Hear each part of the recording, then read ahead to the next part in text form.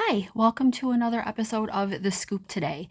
So last week we talked about the curious case of Natalia Grace, and I alluded a little bit to that we were going to talk another episode about Gypsy Rose Blanchard.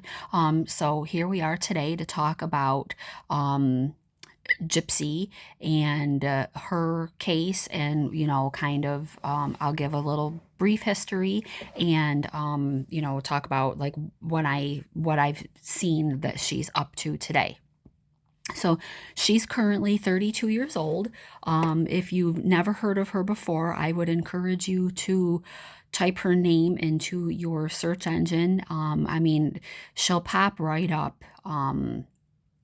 She's another pretty interesting case.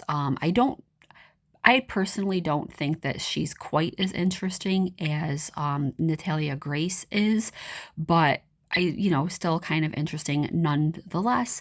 So, Gypsy Rose is a child abuse survivor in the hands of her own mother, who she was convicted of killing her mom.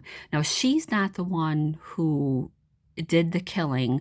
Her boyfriend at the time did, and he is still in prison. He is serving prison. He got life without the possibility of parole. She got I don't remember how many years she got, but she's out on parole after serving 8 years. So when she was 8 years old, or roughly, her mother started insisting that Gypsy had all these health problems, like major health problems. Blood cancers like leukemia, muscular disorders. She ended up, like the mother's in, I don't like how she got doctors to prescribe medications, and I think there were surgeries done on this poor little girl. And she ended up like she thought that she was confined to a wheelchair. The mother was saying that she was having visual problems and seizure disorders. And I mean, the ringer that this woman put her daughter through, and it sounds like she was doing it for societal attention. I'm sure that there were monetary, I'm sure there was donations. It's human nature. We see a sick child and we're like, oh my goodness, what can I do to help? And people want to help out. They're like, oh, the financial burden must be so crushing. And so people are like, what can I do to help? I saw a totally other case of a family who, tried saying that their child had all these, and, they wanted like a special van, and they did fundraising so that they could get a special van that would accommodate a wheelchair. And it turned out that the whole thing was fake. It's terrible. And it takes away from the true, genuine health battles that some people face. Unfortunately, I don't think that it's completely soured people against donations, but like I know it makes me pause because I'm like, how do you know that this is legit? I find myself, if I do want to make any kind of donation, I, tend to do it more through like a charity, because GoFundMe just seems like it's all stories that how can you tell the fake from the true? But anyway, so this Gypsy Rose, she met some boy, I think if I remember correctly, like online, and the mother, had no idea, and she got close to this boy and somehow I think convinced him to kill the mother, and he did. He like snuck into their house one night and stabbed the mother to death, and then they took cash that was in the house, and later on, like a day or two later, they found that the cash was missing. The wheelchair was there, but Gypsy Rose was not there. So they found they found the daughter and the boyfriend, and I think that she admitted it, and said, that basically that she convinced this guy to kill her mother for her because she found out that she wasn't really sick and the mother was suppressing her, and controlling her, and just keeping her down, so to speak. And she realized that, I'm not sick, I don't have all these health problems, why is my mother doing this to me?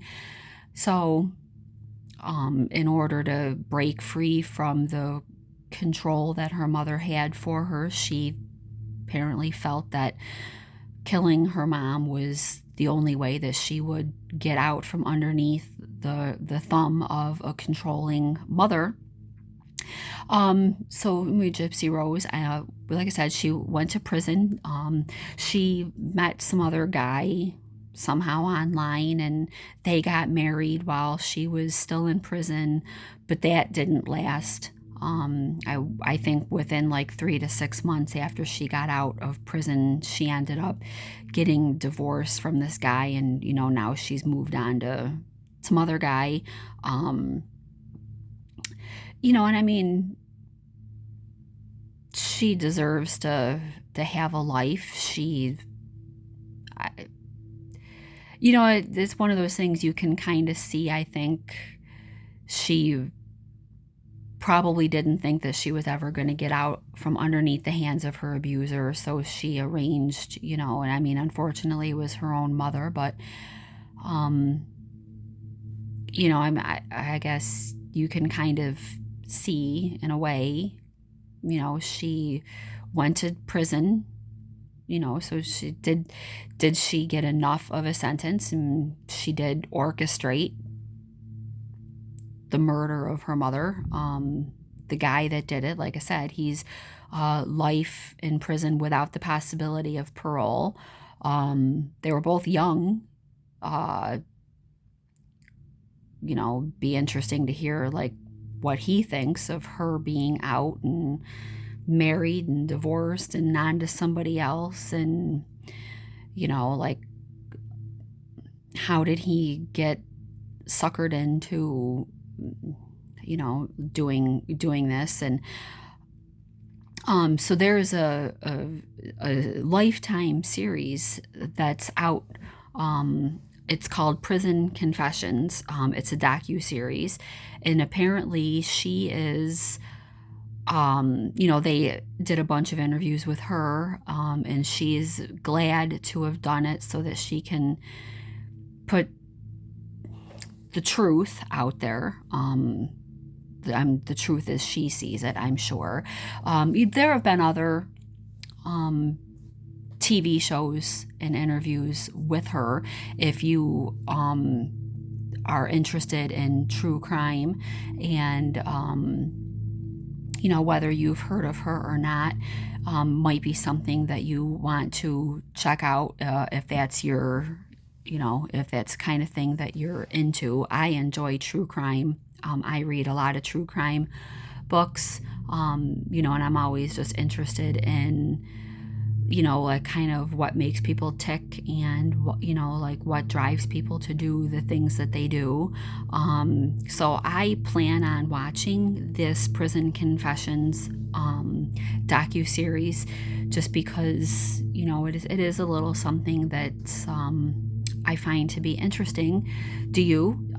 Do you find stuff like this interesting? Have you seen it? Are you going to watch it? If you've seen it, leave a comment in the comment section. If you haven't but are going to, let me know. Maybe after I watch it too, I'll loop back around and do another episode and talk about what I learned from from the docuseries. See you next time.